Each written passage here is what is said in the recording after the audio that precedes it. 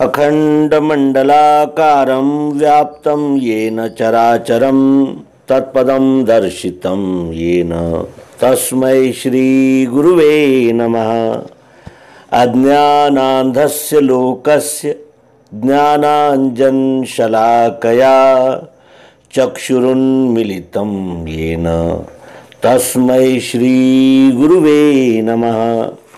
अध्यात्म विश्व विज्ञान यूट्यूब चॅनलवर आपण सर्व उपस्थित आहोत आणि सद्गुरू भगवान श्री मायानंदजी चैतन्य यांनी मराठीमध्ये प्रस्तुत केलेल्या सर्वांग योगाला हृदयस्थ करण्याचा प्रयत्न करणार आहोत। संत तुकाराम यांच्या एका अभंगाने या अंकाची सुरुवात करूया। श्री संत तुकाराम एका अभंगामध्ये म्हणतात, क्षणोक्षणी हाची करावा विचार, करावया पार भवसिंधू, नाशिवंत देह जाणार सकळ, आयुष्य खातो काळ सावधान, संत समागमे धरावी आवडी, करावी तातडी परमार्थाची, तुका म्हणे इह लोकीच्या व्यवहारे, नका धुरे डोळे भरुनी राहू, क्षणोक्षणी हाची करावा विचार, करावया पार भवसिंधू, नाशिवंत देह जाणार सकळ, आयुष्य खातो काळ सावधान, संत समागमे धरावी आवडी, करावी तातडी परमार्थाची, तुका म्हणे इह लोकीच्या व्यवहारे, नका धुरे डोळे भरुनी राहू। या अभंगामध्ये श्री संत तुकाराम या जीवांना आपणा सर्वांना जागृत करीत म्हणत आहेत की क्षणोक्षणी हाची करावा विचार, करावया पार भवसिंधू। हे अनेक प्रकारचे प्रलोभन आणि अनेक प्रकारचे मनोरंजन, भोग, ऐश्वर्य, संपन्नता, अनेक असे व्यवधान ज्यामध्ये हा जीव अडकून पडतो, या अडकून पडणाऱ्या विषयांमधून म्हणजे या भवसिंधूतून जर तरुण जायचं असेल तर आपण क्षणोक्षणी एक विचार केला पाहिजे आणि तो विचार हाच आहे की कोणत्या प्रकाराने आपण या भवसिंधूला तरुण जाऊया। मग तुकाराम महाराज म्हणतात की नाशिवंत देह जाणार सकळ, हा जो देह आहे, हे जे शरीर आहे हे नाशिवंत आहे आणि हे संपूर्णतया जाणार आहे। म्हणजे या देहाचा उदय झाला, या देहाची उत्पत्ती झाली, त्या देहाचा अंत निश्चित आहे आणि हे जे यंत्र मिळालेलं आहे, हे जे शरीर मिळाले आहे आणि या शरीराला आयुष्य खातो काळ सावधान, आयुष्य काळ हा या आयुष्याला खात जातो। एकेका क्षणाने मनुष्य आपल्या संपूर्ण म्हणजे या शरीराच्या समाप्तीकडे क्षणाक्षणाने जात आहे, म्हणून आपण सावधान राहिलं पाहिजे। मग सावधान राहून काय केलं पाहिजे तर संत समागमे धरावी आवडी, करावी तातडी परमार्थाची। संत समागमे सत्संगाच्या समागमाची आवडी धरली पाहिजे आणि परमार्थाची लगबग केली पाहिजे। कारण या ठिकाणी आपल्याला म्हणजे विस्मृत करण्यासाठी अनेक प्रकारचे प्रलोभनं उपस्थित आहेत, म्हणून या सत्संगाला आपण आवडीने म्हणजे धरलं पाहिजे, सत्संग केला पाहिजे आणि परमार्थाची लगबग केली पाहिजे। तुका म्हणे इह लोकीच्या व्यवहारे, नका धुरे डोळे भरुनी राहू। तुकाराम महाराज म्हणतात की या इहलोकाच्या व्यवहारी म्हणजे हे जे लोकव्यवहार दिसतात आहे, हे लोकव्यवहार कसे आहेत, त्याची माडी मोठी आहे तर मी त्याच्यापेक्षा मोठी माडी बनवीन, त्याचं असं आहे त्याच्यापेक्षा माझं चांगलं राहील, म्हणजे चढाओढ, स्पर्धा आणि भौतिक सुखांना प्राप्त करण्याची एक दुसऱ्याची स्पर्धा इतकी तीव्र आहे की त्या स्पर्धेमध्येच आपलं आयुष्य निघून जातं।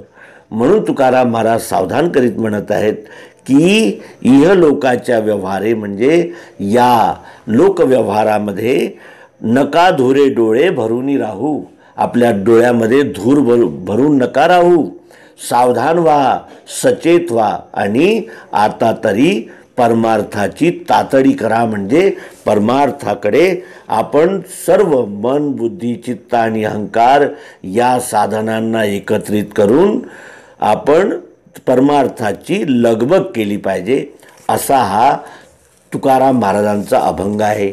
आणि ही लगबग जेव्हा आपण करतो तेव्हा आपल्याला या जीवनाचं जे परमसाध्य आहे स्वस्वरूप दर्शन हा विषय समोर येतो. आणि हा विषयामध्ये अवतारांनी जसं श्रीकृष्णजींनी अर्जुनाला, उद्धवाला उपदेश केला, श्रीरामाने लक्ष्मणाला, हनुमंताला उपदेश केला, तोच उपदेश प्रत्यक्ष प्रायोगिक पद्धतीने सद्गुरू भगवान श्री मायानंदजी चैतन्य यांनी आपल्या सर्वांग योगाद्वारे केलेला आहे. तो आपण मराठीमध्ये त्यांनी जे सर्वांग योग प्रस्तुत केला आहे त्याचं अवलोकन आपण या अंकामध्ये करूया. सर्वांग योग अध्याय पहिला. सद्गुरु चरणी दंडवत असो, प्रेम सदा वसो चित्ती माझ्या. आचार हा स्थूल मुमुक्षुने केला, मग जे बोलिला ऐकावे ते. श्रुती स्मृती शास्त्रे सर्वही पाहिली, यथाविधी केली कर्मे त्यांची. परंतु मनाचे समाधान नाही, याला युक्ती काही सांगा स्वामी. तत्पदते काय त्वम पदते काय, असी पद काय कळे नाही. बघावे ते कैसे पाहणारा कोण, याची पूर्ण खूण सांगा आता. मोक्षेच्छा दर्शन योग नामक सर्वांग योगाचा पहिला अध्याय संपूर्ण झाला. सर्वांग योग अध्याय दुसरा. ऐकुनी हा प्रश्न श्री गुरु सांगती, जाणण्याची युक्ती निजरूप. हाच अनुभव हाच साक्षात्कार, हेच एक द्वार निश्चयाचे. जड चैतन्याची ग्रंथी सुटण्याला, खडी साखरेला घ्या समोर. आणि शांत चित्त करुणी पहा, निश्चयांती महाभय जाते.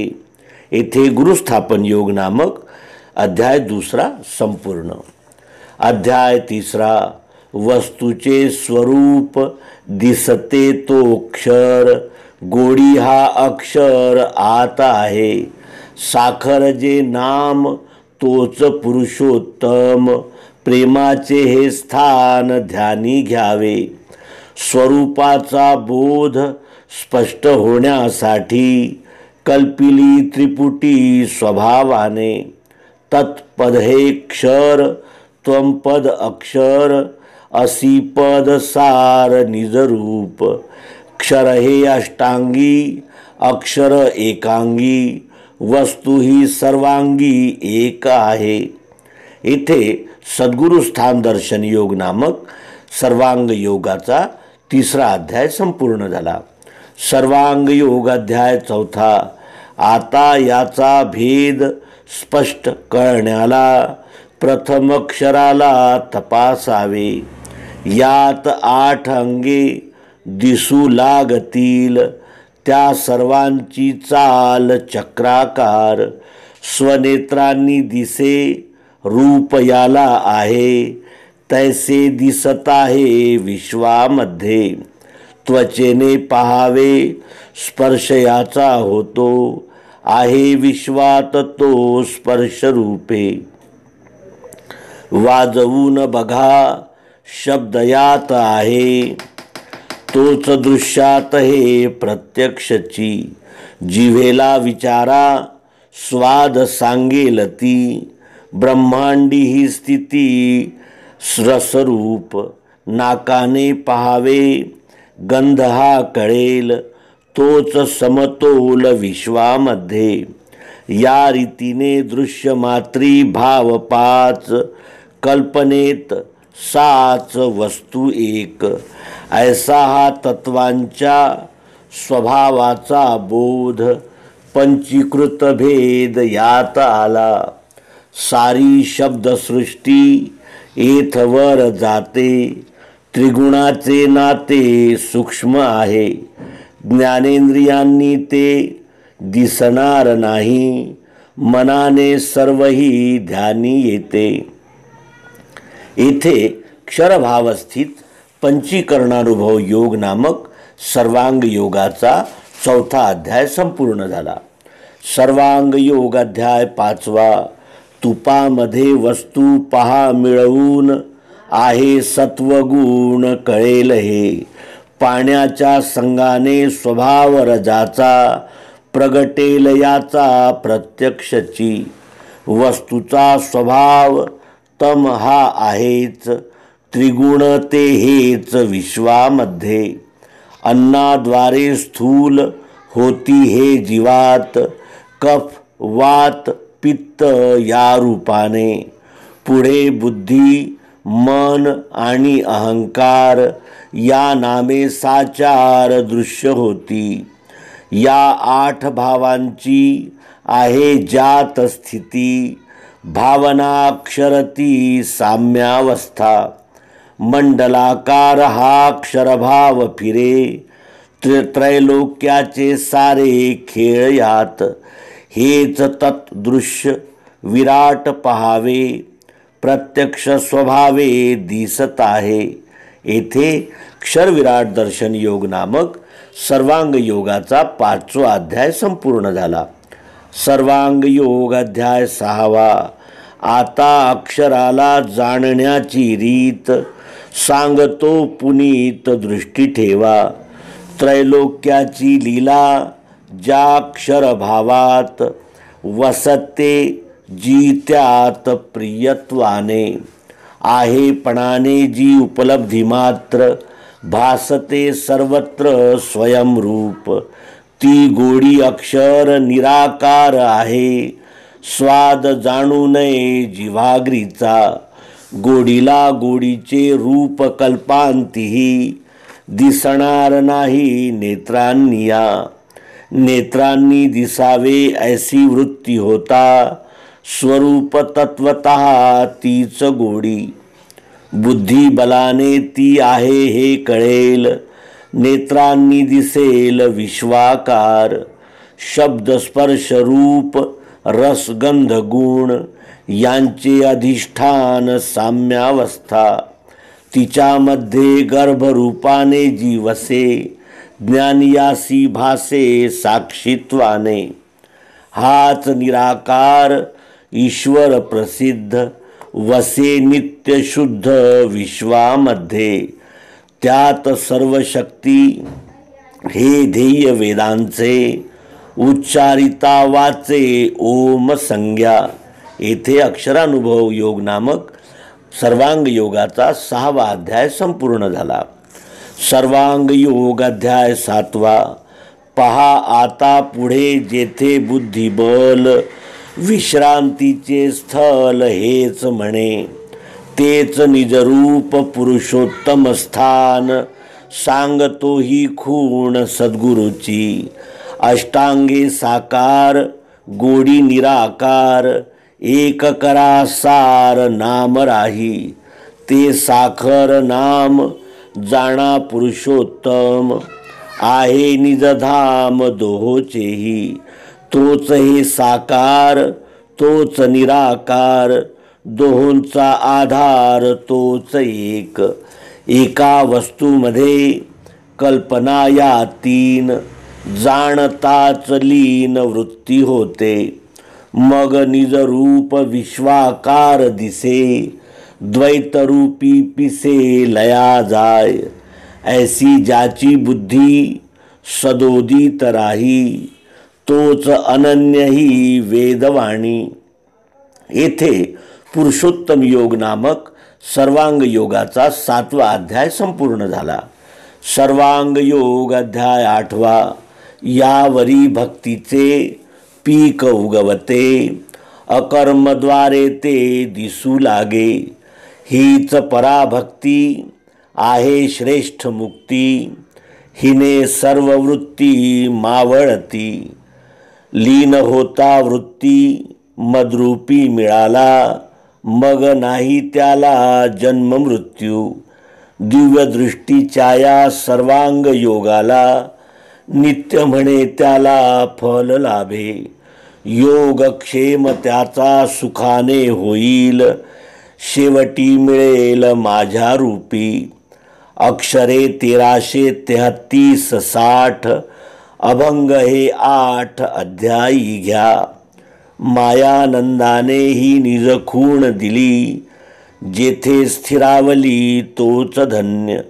येथे अनन्य भक्तियोग नामक सर्वांग योगाचा 8वा अध्याय संपूर्ण झाला.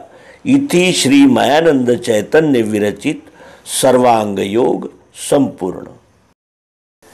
या सर्वांग योगाचा अनुभव घेणारे जे आहेत त्यांना तत्वदर्शनाद्वारे विश्वरूप परमात्म्याचे यथार्थ प्रत्यक्ष प्रायोगिक दर्शन होते.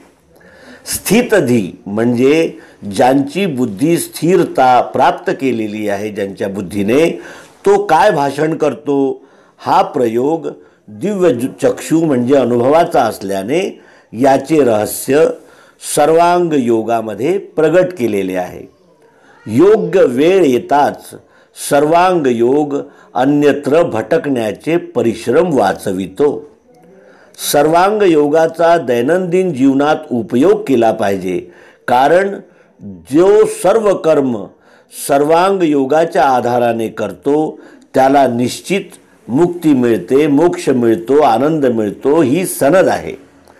सर्वांग योगाच्या प्राप्तीशिवाय कोणताही ग्रंथ वाचल्याने वा कोणतीही क्रिया केल्याने शांती प्राप्त होऊ शकत नाही.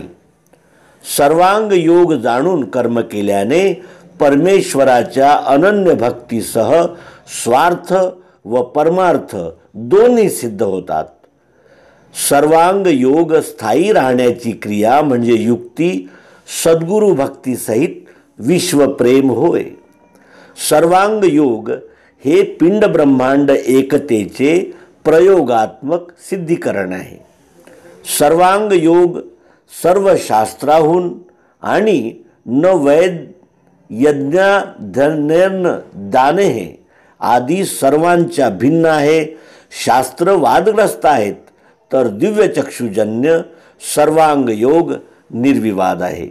तर या निर्विवाद विश्वरूप परमात्म्याच्या यथार्थ दर्शन करवणाऱ्या सर्वांग योग नामक युक्तीचा आपण अभ्यास केला पाहिजे आणि या युक्तीने विश्वरूप परमात्म्याला जाणून विश्वरूप परमात्म्याच्या यथोचित अनन्य भक्तीमध्ये संलग्न झालं पाहिजे. यातच आपल्या जीवनाचं परमोच्च कल्याण आहे.